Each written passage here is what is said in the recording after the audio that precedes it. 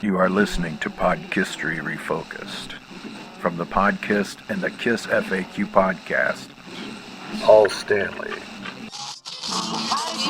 My boss says, well, guys, son, you gotta work late. Sometimes I wonder what I'm gonna do, but there ain't no cure. Ladies and gentlemen, the Beatles.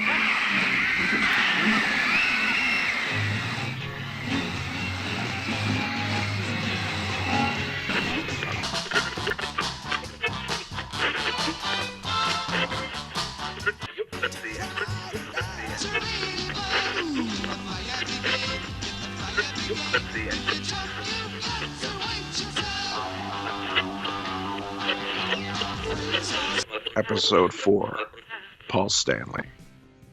Stanley Burt Eisen was born January 20th, 1952, the second child of William and Eva Eisen. On his father's side, his grandparents, Harry and Rebecca Eisen, had separately immigrated to the United States prior to marrying in 1914. The 1925 New York census suggests that Harry was from Austria-Hungary and Rebecca from Poland. By that time, their surname had been shortened to Eisen, with Eisenhalter being recorded in the U.S. 1920 federal census. By 1940, the family was living in the Bronx, with William working as a department store shipping clerk. Paul's mother, Eva Mena Henriette Jonthoff Hutter, had been born in Berlin in 1923. She and her mother fled to Holland during the rise of the Nazis. Eva's parents had divorced, and her father, Eric, had immigrated to the U.S. in 1929 and was working as a cook at the Taunton State Hospital. Eva, along with her mother, Berthe Mandel, and her mother-in-law, Ida Casket, then immigrated to the United States, arriving as a stateless non-citizen on the SS Zaandam from Rotterdam in January 1940. Paul's parents married in September 1948. Their first and only other child, Julia Harriet, was born in November 1949. I grew up in a one-bedroom apartment in an Irish Catholic area. We were the only Jews. My mom had been born in Berlin and had fled to escape the Nazis and the extermination of 6 million of our people. I grew up with people around me with numbers on their arms. In Paul Stanley's book, Face the Music, Paul paints a conflicted and unhappy picture of his family life. My parents may not have been very supportive of me, but then again, they were not very supportive of each other either. My mom, Eva, was domineering, and my dad, William, resented it. My mom portrayed herself as strong and my dad as meek. She considered herself the smart one. In actuality, my dad was very bright and well-read. He had graduated from high school at age 16. Had circumstances been different, he would have gone to college, but his family insisted he start working to help pay the bills, and he did. By the time I came along, my dad worked 9 to 5 as an office furniture salesman. Taken out of necessity, the job was one that with time he came to accept, but never to embrace. My mother was a stay-at-home mom when I was little, but she had previously worked as a nurse and as a teacher's aide at a school for children with special needs. Eventually, she started back to work at a redemption center where people went to collect merchandise after filling books of stamps accumulated through various customer loyalty programs offered by supermarkets in the 1950s. My mother's family had fled from Berlin to Amsterdam with the rise of the Nazis. They'd left everything behind, and my mom's mother had divorced, which was rare at the time. After my grandmother had remarried, they'd moved to New York. Members of my mother's family were condescending toward other people, and they weren't beyond ridiculing me about my hair and clothes. I slowly came to realize there was no foundation for the arrogance and sense of self-righteousness shared by my mother's side of the family. They weren't successful, they were just dismissive. If you didn't agree with my mother, you frequently heard a derisive, "Oh, please," delivered with a contempt that made it clear your opinion carried no merit at all. My dad's parents were from Poland, and he was the youngest of 4 children. My dad told me his oldest brother, Jack, was a bookie and an alcoholic. His other brother, Joe, suffered from uncontrollable manic mood swings that crippled him throughout his life. And my father's sister, Monica, apparently surrendered to pressure from their mother not to leave the nest and never married. Even as a child, I couldn't help but see that expectation as manipulative and selfish on my grandmother's part. My dad spoke of a very difficult and unhappy childhood. He despised his father, who died before I was born. My parents were not happy people. I don't know what the basis for their marriage was beyond what later became known as codependency. They didn't provide anything positive for each other. There was no warmth or affection in the house. Returning to census records, Paul's aunt was named Molly.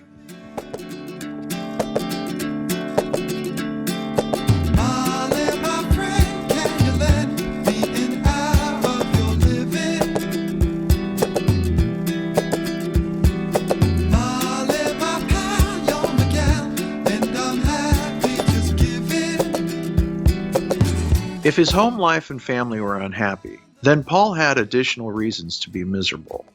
He had been born with an ear deformity called unilateral microtia, a congenital deformity where the external ear is underdeveloped. In Paul's case, his ear canal was closed, leaving him not only deaf on that side of his head, but disabled in that the loss of one ear affects the ability to discern and process sound normally. I was born deaf on my right side, and I had a birth defect. I had what's called a microtia, which is basically not having an ear, having a crumpled mass of cartilage. Worse still for Paul, it was the stigma of the deformity and the stares and cruel comments, regardless of innocence or malicious intent, and the inevitable emotional scars that they leave. I wasn't very socially adept, and when you have something physical that sets you apart from people, it makes you really the target of unrelenting scrutiny and sometimes ridicule. And quite honestly, for me, the idea of becoming famous was a way to push it in people's faces and go, you see, you should have been nicer to me. He recalled in his book, Face the Music. Children seem to detach the person from the deformity. I became an object instead of a little kid. But children weren't the only ones staring at me. Adults did too, and that was even worse. One day in a market on 207th Street, just down the road from our place, I realized one of the adults in line was staring at me like I was a thing instead of a person. Oh God, please stop, I thought. When somebody stares at you, it's not limited to you and that person.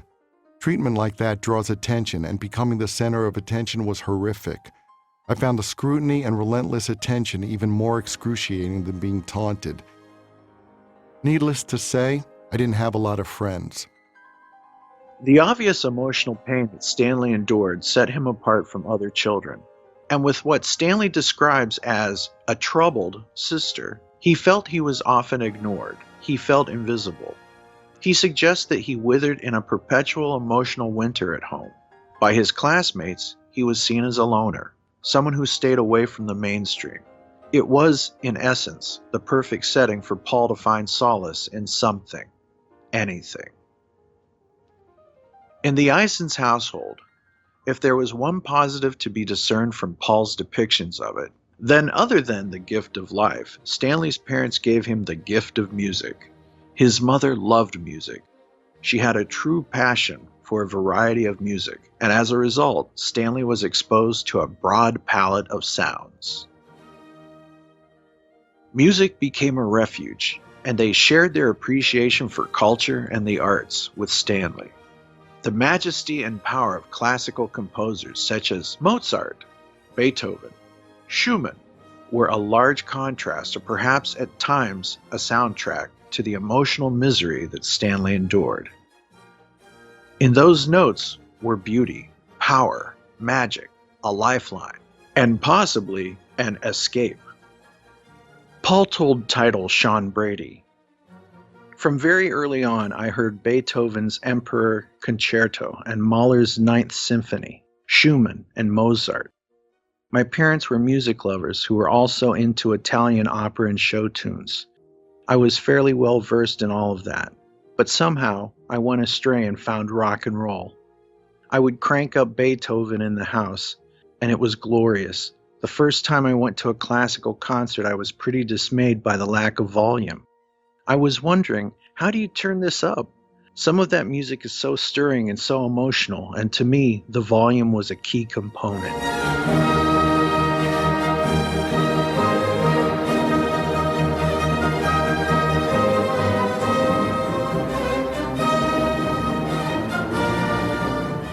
Weekends spent listening to the radio program Live from the Met with his mother evolved into exploring the radio dial and discovering rock and roll and the acts of the day. Eddie Cochran, Little Richard, or any number of the late 1950s artists. What they were singing about became Stanley's dreams. They were vocalizing a world that Paul could only aspire to, a seemingly unobtainable utopia. Paul's grandmother soon purchased him his first record, a '78 record of All I Have to Do Is Dream by the Everly Brothers, released as a single in April of 1958. It was number one on all of the Billboard singles charts simultaneously. Instead of playing with other children, music became a cocoon Stanley could wrap himself in. Within the song, he was safe from the external world, the bullying, the stares, the name-calling, feeling different. It might be fair to call Alan Freed and Dick Clark Stanley's childhood friends. Alan Freed hosted The Big Beat on ABC for 4 episodes from July 12, 1957, before it was canceled due to an uproar over a black singer being broadcast dancing with a white girl. The show continued locally in New York on WNEW until 1959. Dick Clark, the host of American Bandstand, needs no introduction. He hosted the show from its national debut on ABC in August of 1957 through 1987. Paul recalled the event for Tidal magazine in 2020. I think that almost everybody can remember Sunday at 8 o'clock, watching Ed Sullivan and seeing the Beatles. That was pivotal, of course, but before that, when other kids were outside playing cowboys and Indians, I was watching Alan Freed's TV show or watching Dick Clark on ABC Channel 7 with American Bandstand. Eddie Cochran doing Summertime Blues or Buddy Holly doing Peggy Sue. Music was a refuge for me, a place where I could live a fantasy. Like the young Gene Klein, Stanley Eisen was drawn to the adulation of the crowd for the artist, the visual and audible display of the emotion his home was devoid of. The famous rock and roll DJ Alan Freed started appearing on the TV around the same time as the national debut of Dick Clark's American Bandstand. The wildness and danger of somebody like Jerry Lee Lewis wasn't lost on me as he kicked his piano stool away and flung his hair around. What was lost on me was the sexuality of the music, not surprisingly, given what I saw at home. The romantic fantasy I envisioned was clean and sterile, and even as I got older, that's how I continued to view life. It would be many, many years before I realized what a song like the Shirelles' Will You Still Love Me Tomorrow was really about. Still, there was no argument these people were cool. They were cool because they were singing. They were cool because people were watching them and screaming for them. In that audience, these musicians had everything I craved as a young kid. Adulation. Wow. Stanley Eisen's family moved to Queens in the early 1960s, where Paul's father worked as a furniture salesman. Paul attended public school 164, but even though his environment had changed, his life didn't. Immediately, he still separated himself off from the other children due to his disability, foregoing the opportunities at Hebrew school other children his age took, so as not to endure the additional hours of teasing or discomfort such social interaction would have engendered. Paul told the Observer newspaper in 2014 that being Jewish played a part throughout his life. Quote, "I grew up in an Irish neighborhood, and being a Jew was definitely a separating factor. We were aware we were Jews. When I went apartment hunting in New York in the mid-70s and wanted to look at apartments on Central Park and Fifth Avenue, the real estate agent told me, "I can take you to the apartments you want to see or the apartments that will let you in." Television and AM radio carried not only the message of the music, but also helped break down barriers in our society. Along with the sounds of the big beat and the British invasion, the Boss Jocks played the hippest and newest tunes from all over America. From the garage bands to Motown, from Philly soul to Stax and the Memphis Horns. Rock and roll was becoming more diverse as it was growing up into something bigger that reached across not only social and economic barriers, but race barriers as well. Along with television going from black and white to full color, bands like The Temptations, The Four Tops, The Animals, and Ike and Tina Turner were now in the living rooms and radios of any house with a teenager. Much in the same way that Elvis had danced into America's heart on The Ed Sullivan Show, so were the new talents and performers from all over the world. As venues would allow audiences to mix instead of having segregated shows, the world was changing. And a young Paul Stanley was noticing it as well as a young Gene Klein, who would win first prize at a twist contest at school dances. Music was a way to fit in and get attention from your peers. Looking different was now cool, whereas just a few years before the calls for America's youth to conform was ever present. Now with music, you had a license to find your voice and your look. Paul Stanley started exploring music at places such as Triborough Records in Jamaica, Queens, before the more electric sounds from across the Atlantic had invaded his psyche. All the music that Paul experienced and became a fan of would be filed away in his subconscious, later to find outlets in his own musical expression. It was the nature of music that an artist often draws from a plethora of influences in creating their own artistic expressions. And for Paul, his musical roots were much broader than the narrow shoehorning critics might later associate with him. Paul has shared an early love of soul and R&B, commenting in 2020, quote, "Long before I ever heard the great British bands, I grew up listening to Philly soul, Motown, and so much more. I was lucky to see Otis Redding and Solomon Burke, among others. That music and its storytelling gave me strength and a hope even in some tough days. The great classics of that era are magical medicine for most." He had started singing, first copying the songs he heard on TV and performing for family members, and later in musicals at school. He, his sister, and one of her friends also sang a cappella for the family as children. For all the walls Stanley built, music was enough for him to courageously place himself in a situation of emotional danger in front of his peers, or worse, in front of his parents. In school, Stan wasn't a good student. It wasn't that he was lazy or intellectually challenged, but simply a matter that his unacknowledged disability left him at an unavoidable disadvantage. School continued to be a challenge too. When I was in grade school, I had tested my way into the gifted and talented track. At the start of junior high, I was once again placed with the gifted children. I wouldn't have made it on the basis of my grades. I was never a good student. But entrance to the gifted track was gauged purely on some sort of intelligence test. While my IQ apparently qualified me, I remained at the bottom of the class. I was the one they scratched their heads about. I guess they thought I didn't want to learn. What they failed to realize was that my ear put me at a terrible disadvantage. I simply couldn't hear a lot of what was said in class, and if I missed a sentence, I was lost. Once I got lost, I surrendered. I gave up because I'd lost the thread. At parent-teacher conferences, the teachers always told my parents the same things. He's bright, but he doesn't apply himself, or he's bright, but he doesn't work to his potential. No teacher ever told them he's bright, but he can't understand what I'm saying. Back then, kids didn't benefit from the recognition of learning disabilities. But my parents knew I was deaf in one ear. And yet, after every parent-teacher conference, they came home and admonished me. God gave you this wonderful brain and you're not using it. His disability was a cause, yet not an excuse. His parents almost seemed to blame him for not applying himself when they knew of his deafness. It was an unrelenting no-win situation for Paul, one that would have left him feeling trapped in a cycle of insanity had it not been for other outlets. A transistor radio proved to be a savior for Stanley.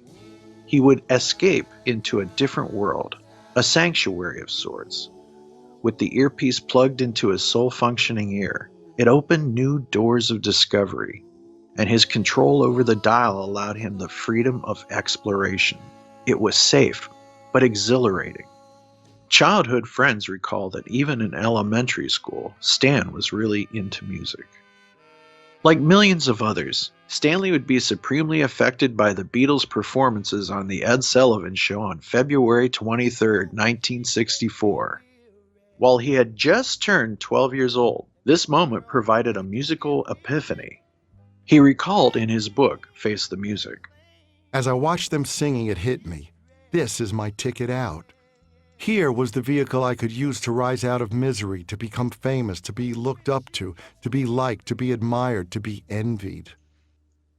And with no rational basis, I convinced myself, I can do that. I can touch that nerve. I had never played a guitar in my life, and I certainly had never written a song. And yet, this was my ticket out. I just knew it. Stanley realized that music, which was already figuratively providing him a way out of his misery, could also literally do so. What he saw on that screen was the antithesis of his existence.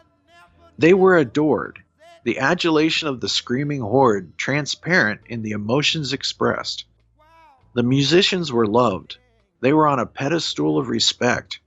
For someone who has not experienced what Paul experienced during his youth, it might be difficult to understand or empathize with.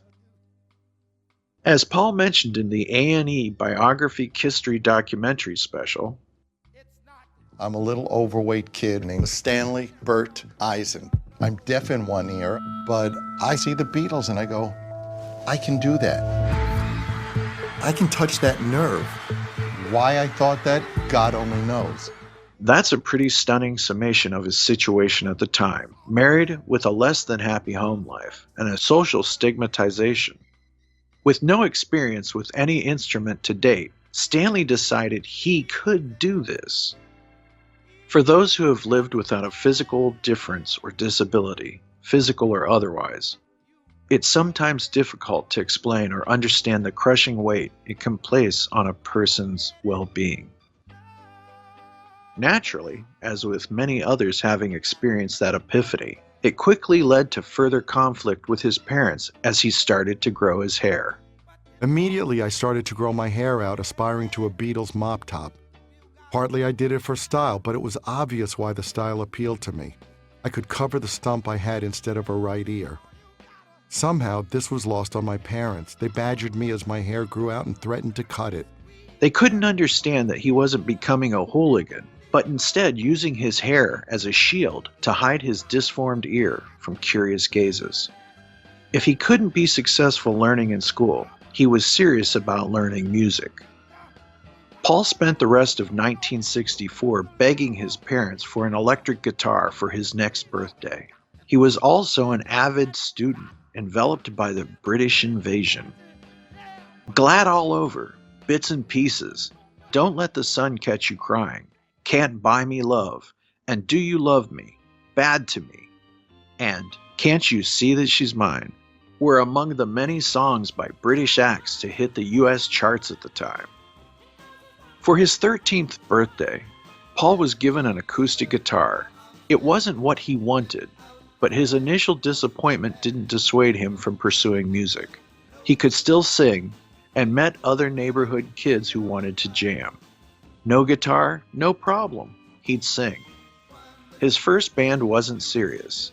It was just for fun, and the other kids or their parents had different plans for their futures. Paul wanted something else. He wanted to be the same as the bands he saw on television. Eventually, he took out the acoustic guitar from under his bed and started practicing. He even took some lessons, but soon found his speed of learning was different from that dictated by his teachers. One of Stan's early bandmates' parents were, as he described them, sort of proto-hippies. So there were plenty of records with the sort of music they enjoyed at that time around their house, where Stan would hang out.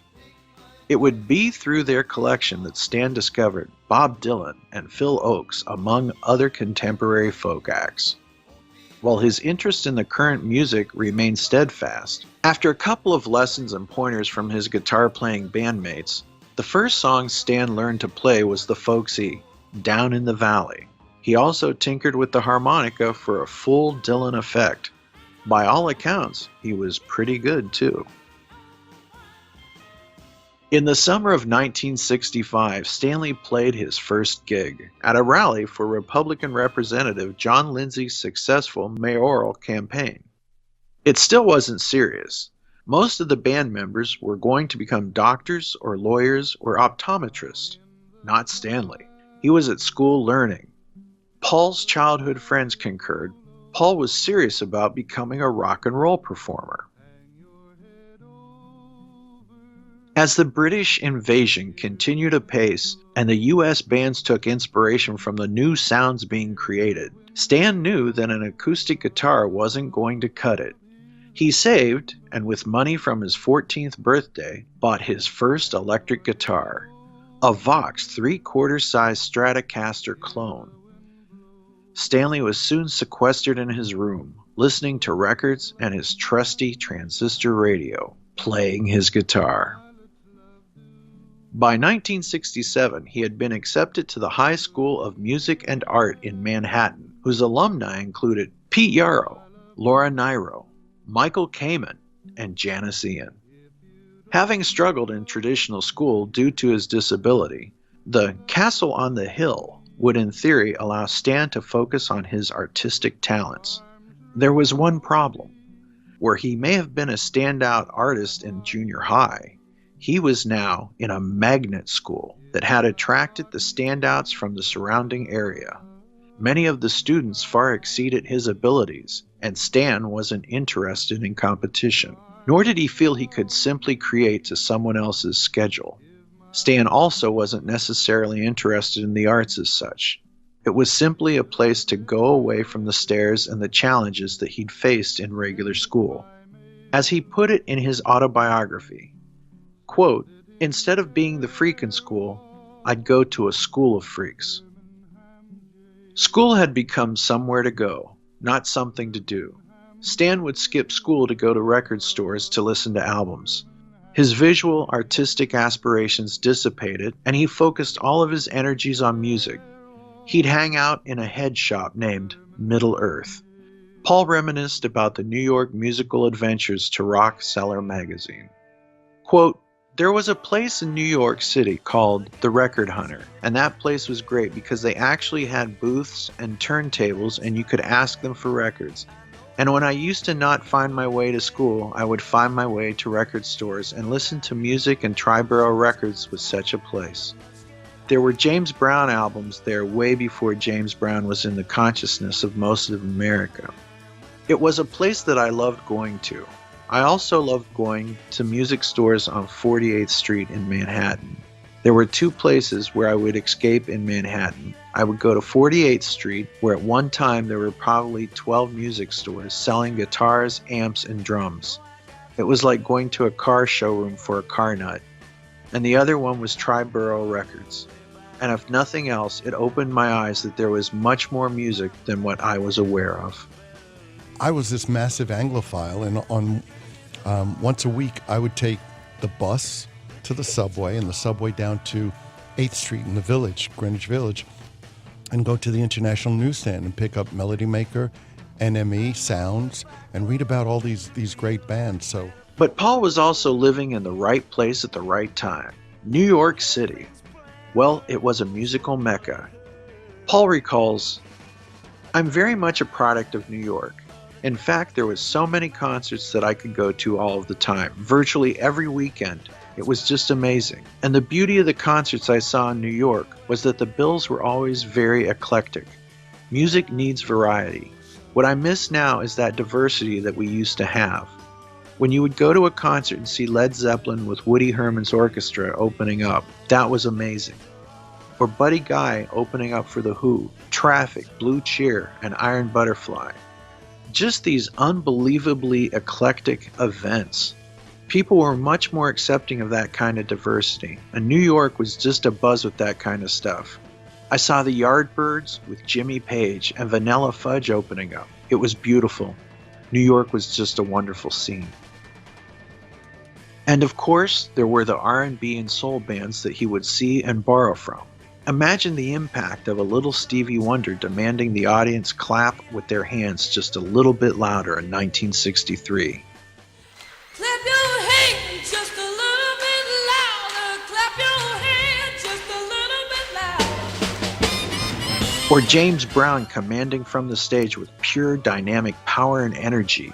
Or the mighty Levi Stubbs and the timeless Four Tops and their Standing in the Shadows of Love.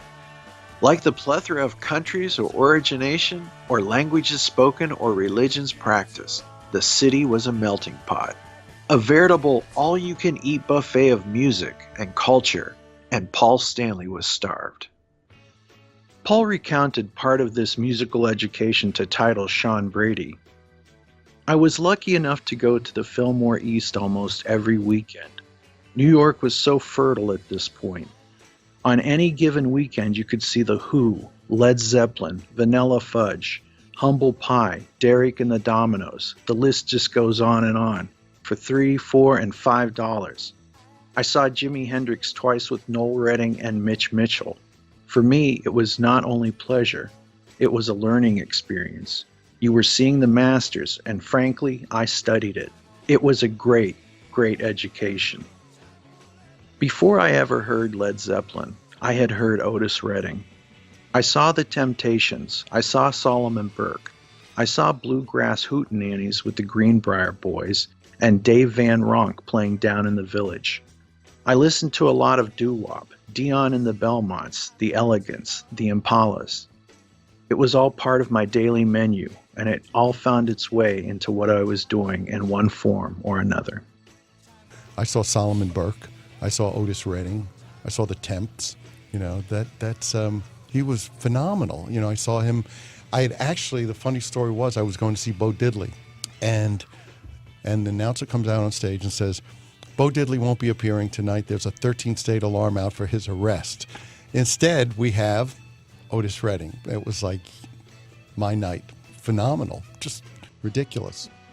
Paul had started playing in bands in middle school while attending Parsons Junior High, with friends such as Neil Tiemann and Matt Rail. Neil described the band, quote, "The band was one of those on and off situations. We'd be together, break up, reform. There are a lot of things going on in our lives at the time. We also were never all that happy with the name of the band, so it was always changing.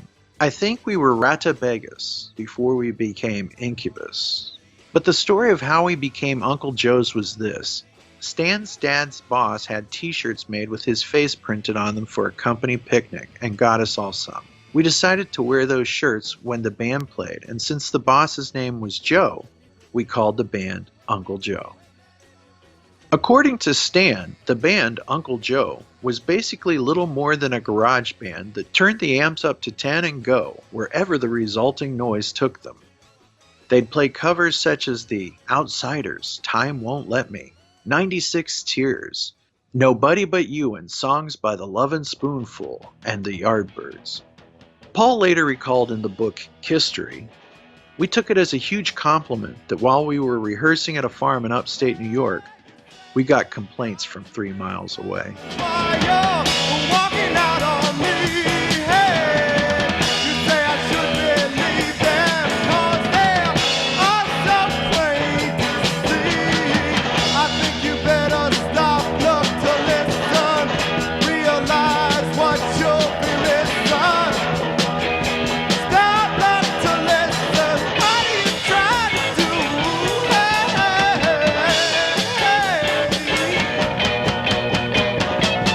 Once he started gaining proficiency with the guitar, he started writing songs. Uncle Joe would record one of Paul's early efforts, Stop, Look to Listen, at Mayfair Studios, which would be included on the Kiss box set in 2001. While that recording was dated 1966, it was likely recorded closer to 1970. During his senior year in high school, Neil was working as an engineer at the studio for Jay and the Americans and was able to use comp time to record his own band. Neil recalled, "I used to set up the room so Uncle Joe could rehearse, and then I'd let the tape roll without anybody at the controls. That was how we recorded those tapes. We later dubbed in the vocals, but Stan would just put something down in one take. I don't think he really knew how to sing well in the studio yet. We were just practicing. Later, we would listen back to the tapes to evaluate our playing and arrangements.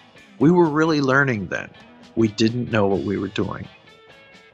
Around this time, he was also writing songs such as Firehouse, inspired by The Move, and Sunday Driver. I was a big Move fan, and in New York, you would have this English Power Hour once a week where they would play the top 10 in England. I heard this band, which I loved, The Move, and the song that they had a hit with at the time was Fire Brigade. And I couldn't remember the song. I couldn't afford import albums. So what I would do is kind of like, okay, what do I remember of that song, and write my own song. So Firehouse actually came about from Fire Brigade. Stan wasn't such a loner that he didn't know anyone in high school. He was friends with Marty Cohen. Marty recalled that the two met during their freshman year. "I'd meet him now and then, and we'd take the train together.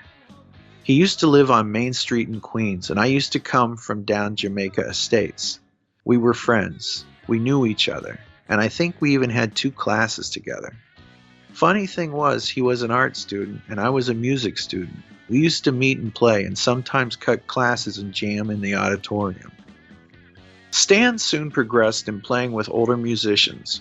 Matt's older brother John had a band, Post-War Baby Boom, who needed a rhythm guitarist. When invited to join, Stan jumped at the opportunity. Neil recalled, "Matt's brother John was a few years older than us, and he played with Post-War Baby Boom. We all looked up to him. Later, there were times when Stan left us to play in Post-War Baby Boom. Then after a few gigs, he'd come back to us, and we'd reform." Post-War Baby Boom had also recorded a song titled Never Living, Never Loving. Paul had written the song after an A&R man for Columbia Records thought that the band had some promise. Paul recalled in his book, Face the Music, I wrote a song for us to record called Never Loving, Never Living, but I was too shy to play it for the band until the day before we were supposed to cut it. And then our female vocalist decided to go for a swim in the fountain in Washington Square Park in Greenwich Village the night before, and she caught a cold and lost her voice. When we showed up in the studio the next day, my first time ever in a real recording studio, she couldn't sing. To top it all off, the CBS exec told us he wanted to rename the band the Living Abortions. The demo never got finished. Unfortunately, Stan allegedly doesn't know what happened to the recording of Never Living, Never Loving, apart from the fact that it was recorded at Columbia and never got a vocal recorded on it. He recalled in History, "I was still in junior high and the rest of the band were high school seniors. It was pretty frustrating at times being the youngest in the band, and the only one who had a clue what it took to make it. Needless to say, the demo session at Columbia was a disaster." By the fall of 1968, Stan was out of the band, replaced by someone closer in age to the rest of the band. With a reel-to-reel tape recorder and his guitar, Stan soldiered on, often alone. He recalled in Face the Music, I was such a loner that making a career in music on my own somehow made perfect sense. So I spent a good deal of my junior year calling around to publishing companies and talking my way into auditions to showcase material. The one I remember best was at the Brill Building because the place was already legendary to me. I went in with my guitar, sat in an office opposite someone who had agreed to meet me, and played songs to this stranger. The funny thing was that while I had always been extremely wary about opening myself up by bringing songs to the band, I found it easy to play them for people I didn't know. But even though some of the people were very nice and encouraging, nobody signed me. I still had a lot to learn about my craft. By 1970, Uncle Joe were becoming more serious as a band and deciding what they wanted to do as high school came to an end. Stan hedged his bets and enrolled at Bronx Community College, lasting a week. At this time, guitarist Matt Rell decided to leave the band. Friction had been building between he and Stan. He'd not faced the audience while playing, and played so loud, Stan and Neil couldn't hear themselves. The band split. Neil recalled the end of the band. When Matt left the band, my buddy Marty Cohen recommended Stephen Cornell, and he joined us at that time. Stephen tried to get Gene in the band at that time, and we had all met at Cornell's apartment in Washington Heights, New York City. And Stan and Gene didn't get along at first. I remember riding back to Queens with Paul Stanley, and he ranted, "Who does he think he is?" about Gene. Uncle Joe had never had a full-time bass player, and Stephen thought it was important to have one. Stan also knew that he hadn't had any success working on his own, and that a band was necessary. Stanley and Gene did not hit it off. Paul recalls in Face the Music. Gene had long hair and a beard under his double chin. He was very overweight. I was pretty stocky back then, but this guy was huge. He was wearing overalls and sandals and looked like something from the then new country music TV show Hee Haw. Gene made it clear right away that he didn't see us as his musical equals. He played some songs for us that I thought were sort of goofy. Then he challenged me to play one of my songs, so I played something called Sunday Driver, which I later retitled Let Me Know. He seemed completely thrown that someone besides John Lennon, Paul McCartney, and Gene Klein could write a song. It was a moment of realization for him. He was another guy who wasn't famous who could actually write a song. He was visibly taken aback. He mumbled, I was annoyed that he saw himself as operating at a level that qualified him to pass judgment on me, as though all that mattered was his approval. Particularly because I hadn't thought much of his songs. The idea that he was judging me seemed arrogant, condescending, and ludicrous.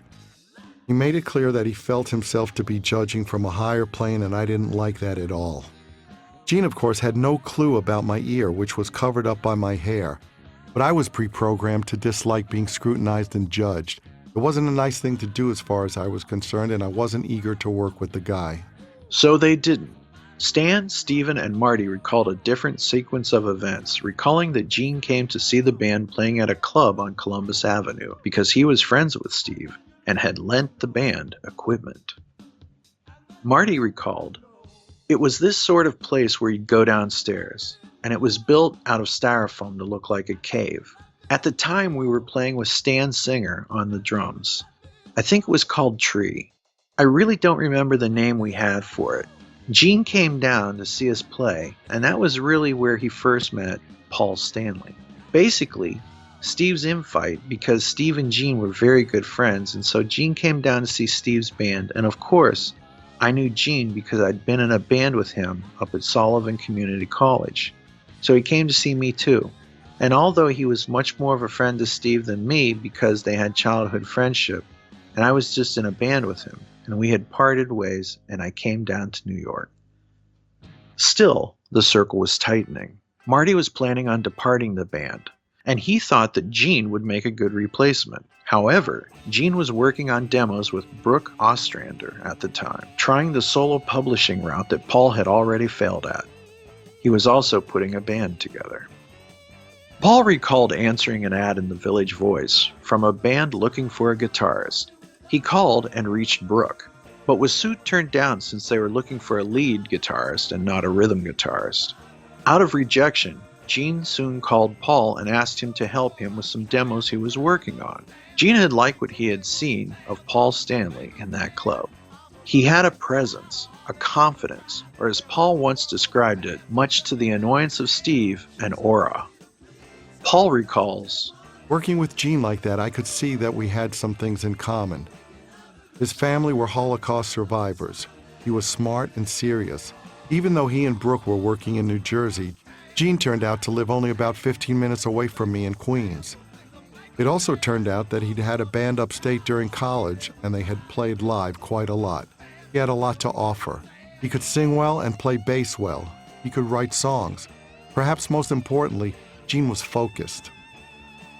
One thing I had figured out by then was that talent, like everything else, was just a starting point. What counted was what you did with it. I knew I wasn't the most talented guitar player or the best singer or the best writer, but I could do all of those things, and I had a complete vision of what it was going to take to succeed. A vision that included working. For Stanley Eisen, he had discovered a musical partner, one who shared a vision for success built on hard work. He quickly realized that he was stronger with Gene than he would be on his own, and that as a team they might very well become winners rather than wannabes. He was obnoxious, but look, I'm the first to admit that the chances of success, certainly on the level that we've had, the chances of that were slim and none. Meeting Gene was the key to it all. Gene and I liked the same kind of music, and we could sing harmonies well together. I decided I wanted to work with him. I could see a bigger picture now, and despite his idiosyncrasies as an only child, teamwork was not Gene's strong suit. We both were intelligent enough to know how to harness ambition. And after all, it would be a lot easier to slay the dragon with a second person to help. Stan was realizing that Stanley Eisen was not a very rock and roll name. He needed something less ethnic and more mainstream. That possibly a name like Paul Stanley could take them to mainstream success and the promised land. Paul Stanley and Gene Simmons would soon start work on the band that would become Wicked Lester.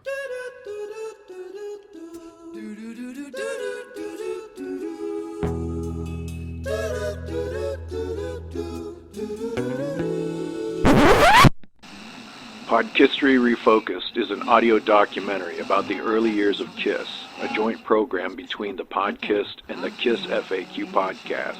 Any samples of music or TV heard here remain the property of their owners. Opinions heard here do not necessarily reflect the views of our staff. If you like something you've heard, buy it today. Support the art and the artist. If you enjoy the show, like KISS FAQ or the Podkist on Facebook or Twitter, and please rate us on iTunes. Thank you for listening to Podkistory Refocused.